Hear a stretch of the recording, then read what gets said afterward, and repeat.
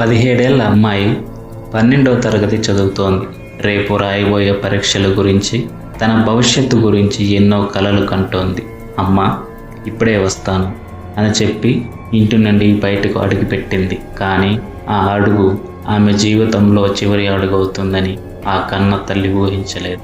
తమిళనాడులోని తూత్తుకుడి జిల్లా, మార్చి 10, 2026 ఆ సాయంత్రం ఆ గ్రామంలో జరిగిన ఒక దారుణం కేవలం ఒక హత్య మాత్రమే కాదు, అది మన వ్యవస్థకే ఒక సవాలు.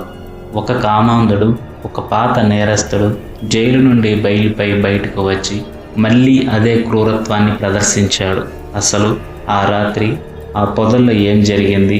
300 మంది అనుమానితులను విచారించిన పోలీసులు ఆ రాక్షసుడిని ఎలా పట్టుకున్నారు? ఈరోజు మనం తూత్తుకుడిలో జరిగిన ఈ గుండెలు పిండేసే హత్య కేసు పూర్తి ఇన్వెస్టిగేషన్ వివరాలను తెలుసుకుందాం. వీడియోను చివరి వరకు చూడండి, ఎందుకంటే ఇది ప్రతి ఒక్కరూ తెలుసుకోవాల్సిన భయంకరమైన సత్యం. అది తమిళనాడులోని తూత్తుకుడి జిల్లా, మార్చి 10, 2026 సాయంత్రం. సమయం గడుస్తున్న కొద్దీ ఆ ఇంట్లో గుబులు మొదలైంది. ఫోన్ చేస్తే కలవదు, స్నేహితుల ఇళ్లల్లో లేదు. తండ్రి గుండె ఆందోళనతో కొట్టుకుంటోంది. ఆ రాత్రే పోలీసులకు ఫిర్యాదు చేశారు. పోలీసులు మిస్సింగ్ అని రాసుకున్నారు. కానీ మరుసటి రోజు ఉదయం వెలుగు చూసిన ఆ దృశ్యం గ్రామాన్ని కుదిపేసింది. మార్చి 11 తెల్లవారుజామున ఇంటికి కేవలం 300 మీటర్ల దూరంలో ఆ చిన్నారి నిర్జీవ దేహం లభ్యమైంది.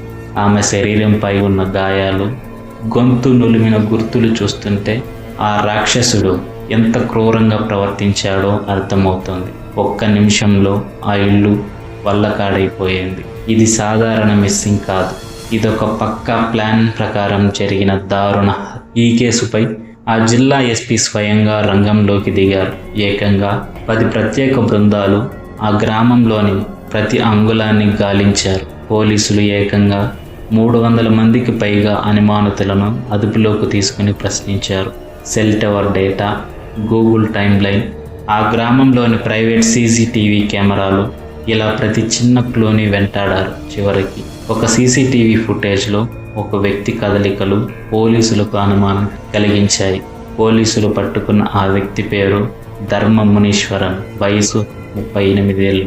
కానీ అతని గతం తెలిస్తే ఎవరైనా వణికిపోవాల్సిందే. ఇతను ఒక సీరియల్ అఫెండర్.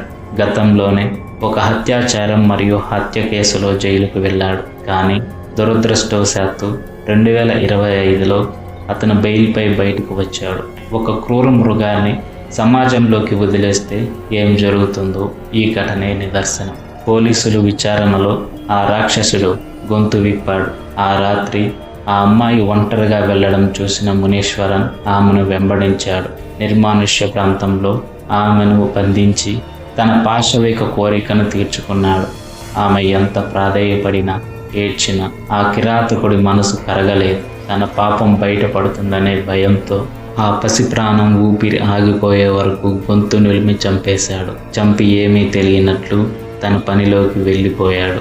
ఈ ఘటనపై తమిళనాడు వ్యాప్తంగా ఆగ్రహం వెల్లువెత్తింది. నిర్లక్ష్యం వహించిన పోలీసులపై వేటు పడింది.